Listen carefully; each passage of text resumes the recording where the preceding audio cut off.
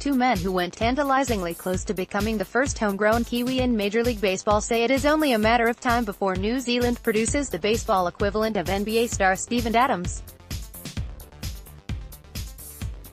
Travis Wilson and Scott Campbell were proven performers at AAA level, the highest minor leagues tier.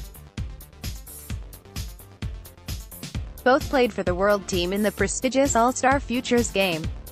Wilson, a Black Sox softball convert, made the 40-man Major League roster for the Atlanta Braves in 2002, and was one of the last players cut for the season opener after leading the Braves' batting averages in the Spring Training League. He was a three-time All-Star in various leagues and the Carolina League MVP in 2000 and played professionally in Australia and Venezuela.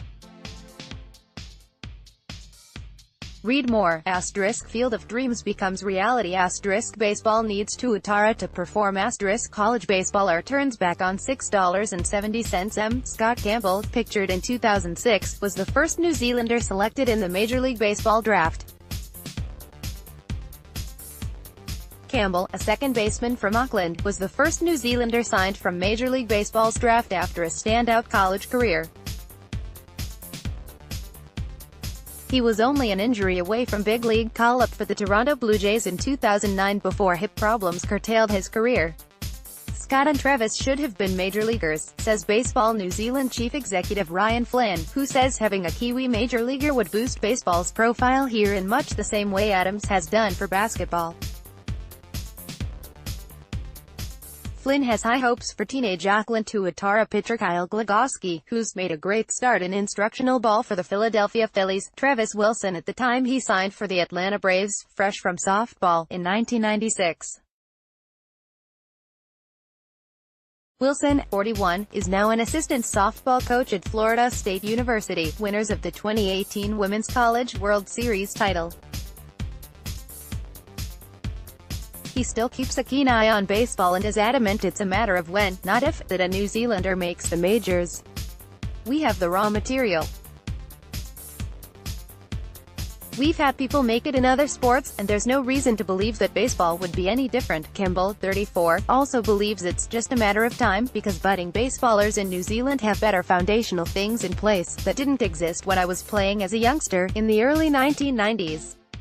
"I think, in any sport, Kiwis have the talent to make the top given the right foundation." Baseball New Zealand chief executive Ryan Flynn insists the MLB dream is not beyond young Kiwis. Andrew Cornaga, www.photosport. Baseball New Zealand CEO Ryan Flynn says if Australians can crack Major League Baseball, so can Kiwis. Australia has produced 33 Major League Baseballers. "You can't tell me our kids aren't as good as Australian kids. We just haven't had the resources they've had." Flynn says the pathways are now in place through Baseball New Zealand's international age group programs, the Diamond Blacks in the World Baseball Classic and the new Auckland Tuatara franchise in the Australian Baseball League. Former New Zealand Black Sox coach Don Trigger is Director of Player Health and Performance at the San Diego Padres Major League Baseball Club. Don Trigger, who guided the Black Sox to 2 World Softball titles, is well placed to assess the challenges faced by Kiwis bidding for a baseball breakthrough. The former New Zealand rugby high-performance chief has just finished his first year as head of Director of Player Health and Performance at the San Diego Padres, a club widely acknowledged as having baseball's best player development system. He warns the chances of cracking the major leagues are pretty slim, but has no doubt New Zealand could produce players with major league potential. He says 3 Black Sox softballers, Travis Wilson, Mark Sorensen and Thomas Makia, were exceptional talents, with the right attributes for Major League Baseball. But, like anyone else, you've got to be in the right place at the right time. Ask Travis. Where it's different now, from when Travis was coming through, is the number of kids coming from Latin America has skyrocketed. Now it's almost like a 50-50 split between Latin Americans and Americans. Trigger works with the Padres Major League squad and Farm League teams and says competition is intense. The Boston Red Sox celebrate winning the 2018 Baseball World Series. One of the things that kids in New Zealand need to realize is they are not competing against New Zealanders, they are up against kids from around the world. A kid from the Dominican Republic would be getting close to 40 hours of practice under qualified coaches. How many 13-year-olds in New Zealand would get coaching of that quality, and how many would be getting 40 hours of baseball a week? Trigger says there is always a chance for an exceptional talent to come through without actually putting the volume in, but that's an exception rather than a rule. A New Zealander wanting to play MLB would, first, have to find good coaching and then spend a lot of time learning and playing the game. You could decide to move to the United States or another baseball country, but you really are then competing against kids from the U.S., and your pathway is then through the U.S. amateur draft. Wilson is convinced he could have had a pretty successful major league career if he had taken up the sport earlier.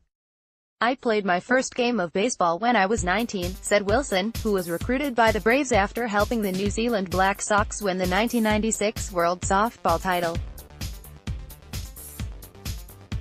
I gave away 13 or 14 years of opportunity to put all that knowledge in the mind bank, but I still got pretty close to the majors. When I started out in baseball, I was a long way behind the other guys. I felt it took me pretty much to my third year of playing to get to a point where I felt I'd started to understand the game. But I played at AAA level for almost 3 seasons and made the 40-man roster in 2002, so I was just knocking on the door. I just didn't get the call. Wilson, who returned to play for the New Zealand softball team after 8 years in pro baseball, says it would be too late for current Black Sox softballers to make the switch and become major leaguers. He also says diamond sport athletes can't play both codes at a high level. Players wanting to break into MLB would have to specialize in baseball. Campbell began baseball as a 9-year-old in Auckland in 1993 and says the game's foundations are now stronger than then. Major League Baseballer Scott Campbell, playing for the Gonzaga University Bulldogs in 2005.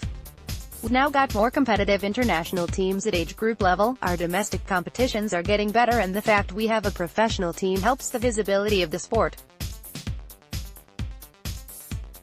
Those foundational things didn't exist when I was playing as a youngster. Campbell was sometimes playing 3 games a weekend in Auckland.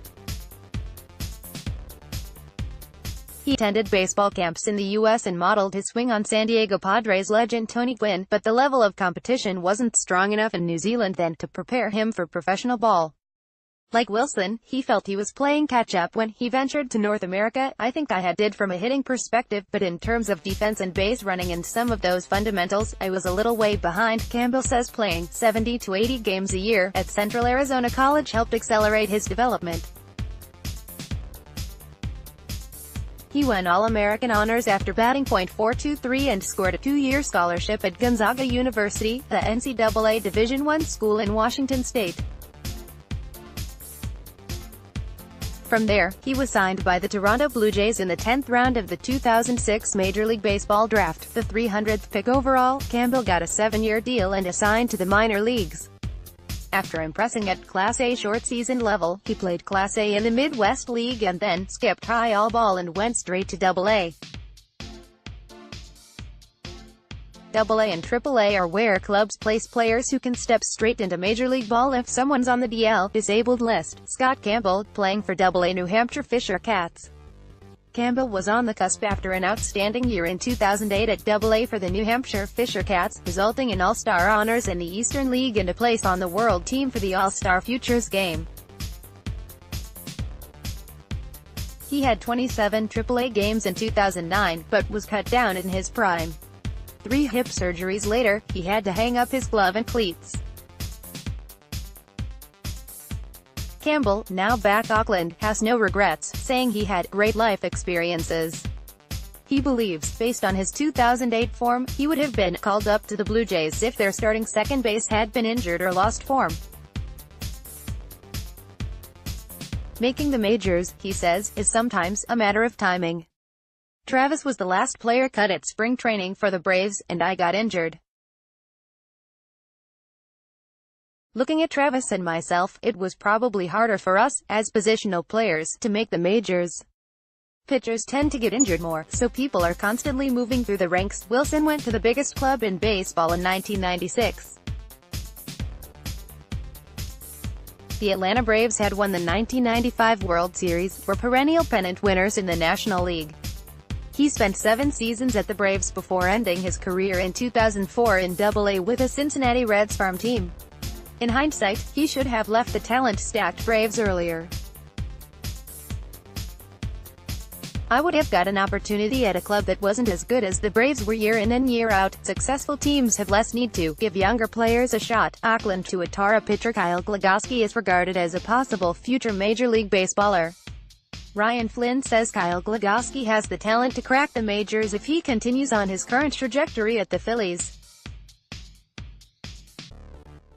If we had a baseball program, how many would get there, he asks. Flynn would like to see New Zealand get a Major League Baseball academy system like the Australians, who have had tens of millions in funding, but he is just getting on with a job. New Zealand under-13 teams have been competitive at the annual Ripken All-Stars tournament in Maryland. The under-15s pushed Australia close at their World Championship Oceania region qualifying tournament in Auckland last year. 2 New Zealanders, pitcher Ben Thompson at Tulane University in New Orleans and shortstop Jason Matthews at Southeastern Community College in Iowa, are at good Division I schools. Andrew Cornaga, photos Port Jimmy Boys pitches for the new Auckland Tuatara Australian Baseball League team.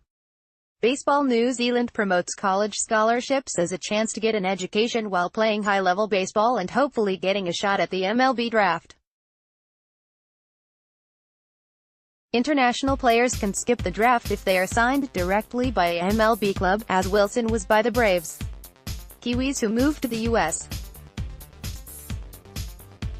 for high school or college baseball would then have to go into the U.S. amateur draft, as Campbell did. Only around 4% of MLB players are college graduates. Don Tricker says ball players probably become a more balanced individual through taking the college route, but the chances of making the majors are probably better for players who go straight from high school to a good development system. College ball, he says, is about winning now. The Major League club is more interested in player development. If you track 2 kids of equal ability and one goes straight into professional baseball and the other comes through from the college ranks, the one who goes straight into professional baseball would probably have a better chance of making it in the majors. Campbell says the optimum pathway depends on the kid and their mindset. Going through a college system could be good for Kiwis because of the amount of baseball you get there. If you get an offer of $250,000 from a MLB club, it's hard to say no to that as an 18-year-old kid. It probably also shows the club's going to put some time into you. Scott Campbell instructs young baseballers at a coaching clinic in Christchurch in 2006. Campbell's a big believer in the adage, it takes 1,000 professional at-bats before you are ready for the big leagues. He saw a lot of guys I was in awe of for their natural gifts fail to make the majors because they lacked the mental toughness. Managing the mental challenges of what it takes to work 162 days playing baseball really is the key. It's a sport, he says, where, if you fail 70% of the time in the batter's box, you are considered a Hall of Famer. Baseballers have to be resilient to survive the bad times when you've had 4 days on the trot and you haven't got a hit. Campbell says there is a lot of talk about the 5 tools of baseball: speed, arm strength, fielding ability, hitting for average and hitting for power, but the mental side should be number 1 on the list. It doesn't matter how hard you throw if you can't handle pressure. The game is so complex in many ways. Stuff.